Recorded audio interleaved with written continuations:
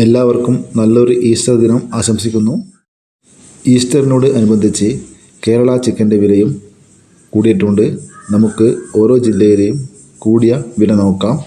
Kerala chicken Kozhikode 1 kilo 125 രൂപ, കണ്ണൂർ 127 രൂപ, കാസർഗോഡ് 123 രൂപ, തൃശ്ശൂർ 125 രൂപ, മലപ്പുറം 124 രൂപ, ആലപ്പുഴ 126 രൂപ, കോട്ടയം 127 രൂപ, എറണാകുളം 125 രൂപ, പാലക്കാട് 124 രൂപ, കൊല്ലം 129 രൂപ, തിരുവനന്തപുരം 132 രൂപ.